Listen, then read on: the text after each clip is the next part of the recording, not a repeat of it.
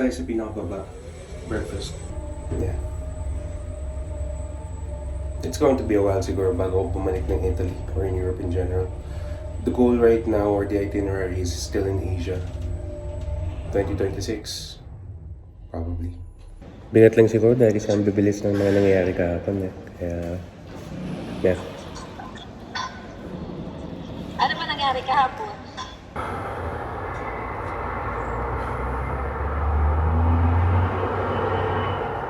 The view from the mountains is so beautiful.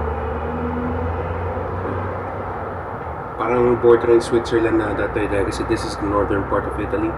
And ang ganda ng timing ng pagnood ko nung series ni Hannibal nung nag-cross siya ng Alps. Dun sa video ni Oversimplified. Tapos pinakita na sobrang lamig kasi nung sobrang lamig din sa Swiss Alps na parang napaka daunting yung task with all the cold and everything. Now being here in the northern part of Italy, parang it makes sense. It makes sense. Ang lamig. But anyways, I'll probably be back here in the future. I just don't know kung kaya siya this year or kung sa 2026 man try natin. Yeah. Probably be a little bit more better. Yeah.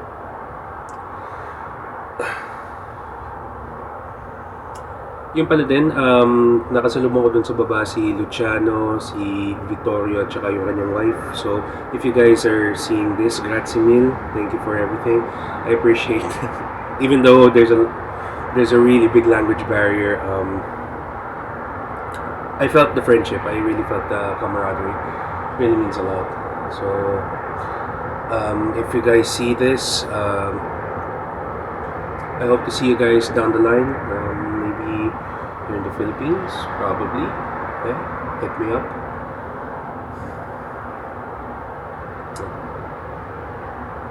Until next time, I guess.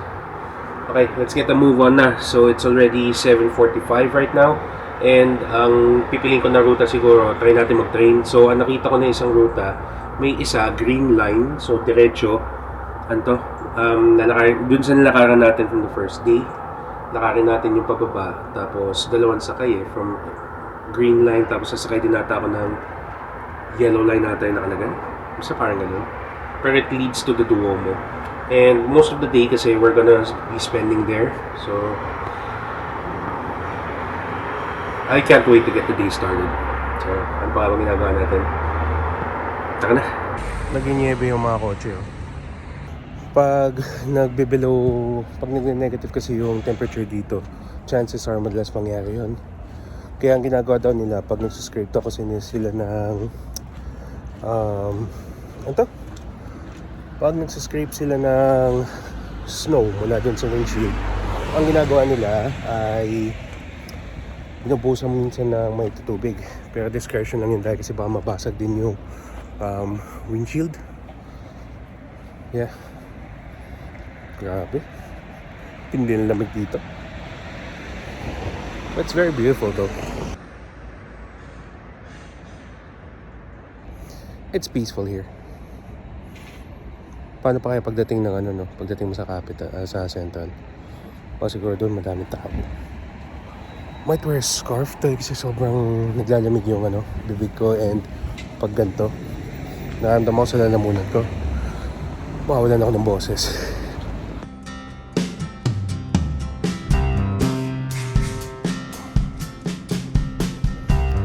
Nice.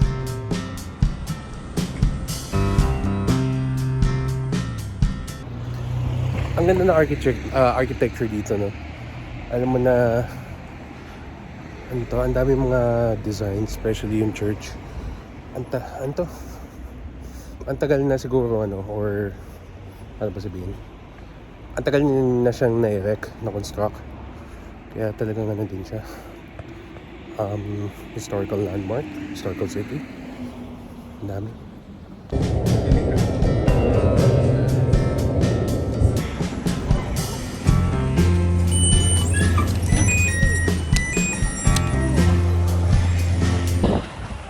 I can see him. And we're back.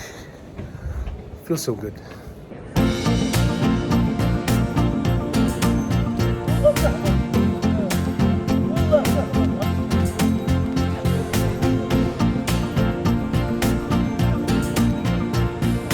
It's pretty cool. Yeah. Ang dami ng tao dito sa may pinag-uupuan ko. I'm rambling dahil kasi ang lamig.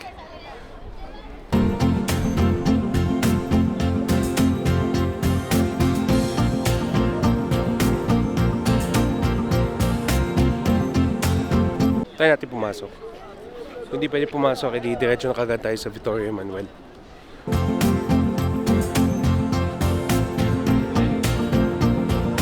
So, upon checking, yung pag-book ng tickets para pumasok ng Duomo ay puno na for today.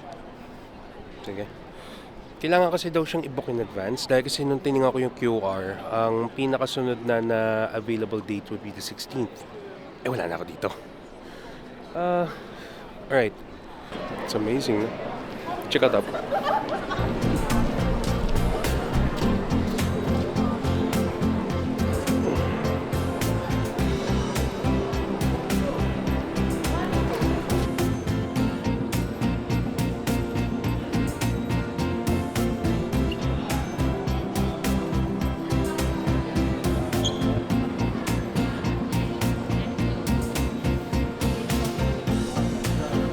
So, dito sa loob ng galeriya, nandito yung mga designer brands. So, as you can see, YSL. Tapos, nandito din yung iba Rolex, katabi. Coco Chanel. Ang dami ng mga yung mga designer brands nandito. Pero, we're looking for, well, syempre yung afford ko. Pero, something na wala sa Manila, wala sa Pilipinas. And wait, at kung nandito ka daw, kailangan natin daanan yung Bull.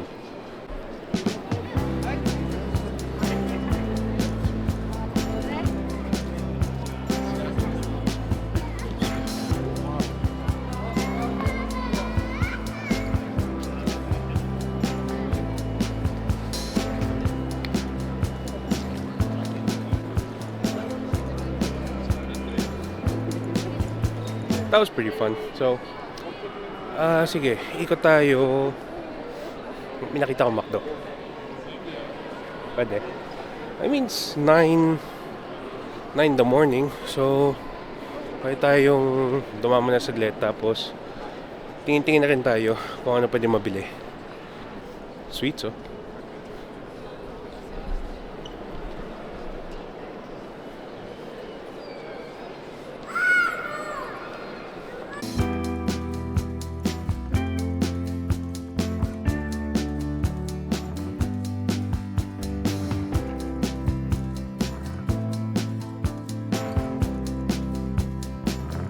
Bumili na ako ng chocolates. First damage natin, €45.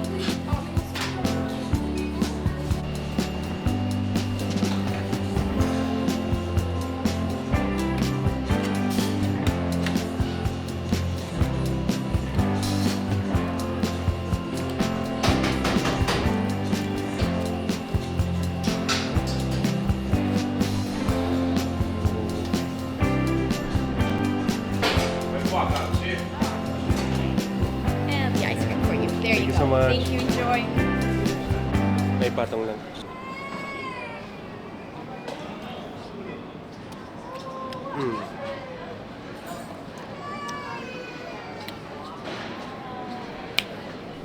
Grabe yung rich nun. Ang ganda ng flavor.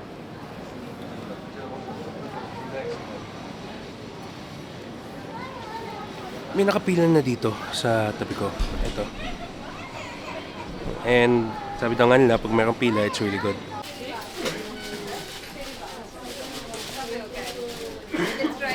Kain natin ito sa labas.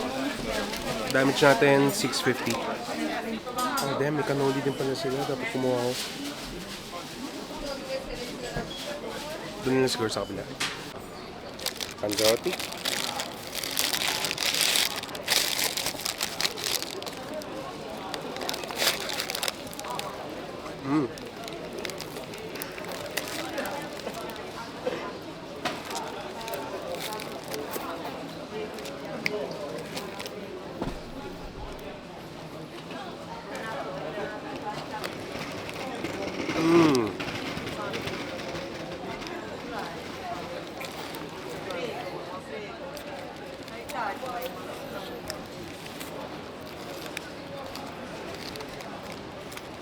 Ham, really hot cheese, fluffy bread. Grabe, sarap na to. So ulitin. Mga kababayan. Mga kababayan, kamusta? Tumas na ako dito sa McDo at kailangan ko kasi ng kape.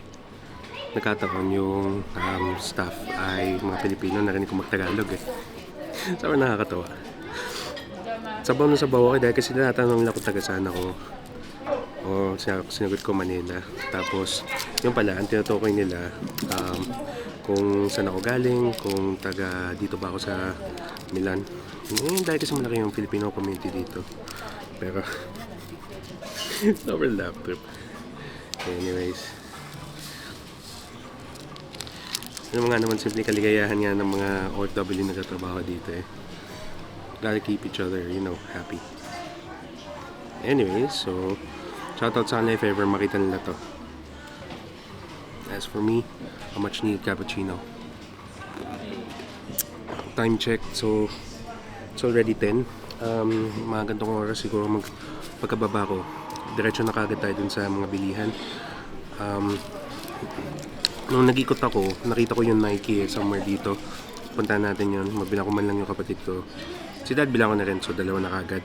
Tapos, si Fatima kasi bibilang ko lang dun sa, sa grocery, which is Carrefour.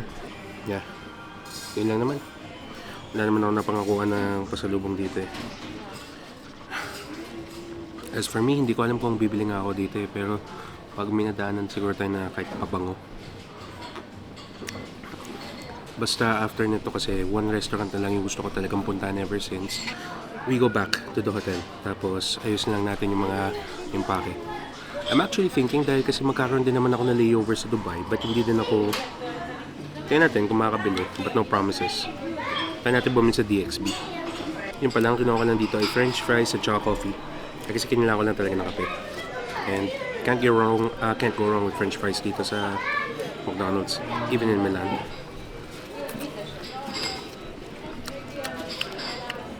Yung salsa hot level nila, parang really spicy salsa. Pretty good. Alright, so lakad ulit tayo. Punta naman tayo punta ulit tayo nung Nike, like I said earlier. And pagkatapos nun, at least makover natin dalawa. Makover ka na rin lahat ng mga miyembro natin ng pamilya sa pasalubong. I'm not sure nga din kung mabibigay ko agad yung iba ngayon eh, or or hanggang Pasko. Pero great memorabilia. Pretty nice memorabilia kung ganun. Sige, let's look for Nike.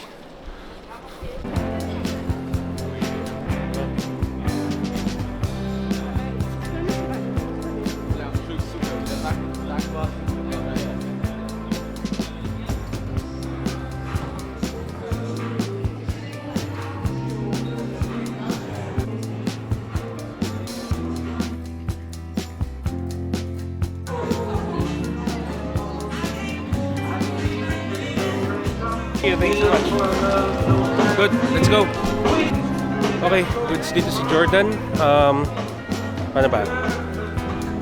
Tumitingin pala ako, so halos lahat pala ng mga picture frame shops na nakikita ko, it's 1 kilometer away at nagsasaka sila na alauna. Nako, hindi madadaanan. Nako. Sige nga, pinakulas naman.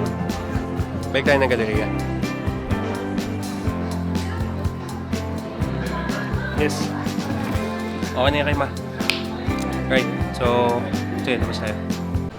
Okay, so unexpected din, no? Pero sige,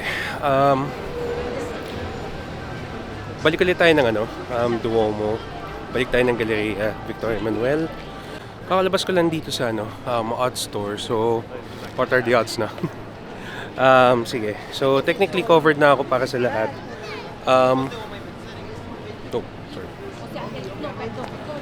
Ang kailangan na lang gawin is pumunta ng Carrefour na muna. Pagkatapos noon, get lunch. Yeah. So far, pretty interesting. So far, so good.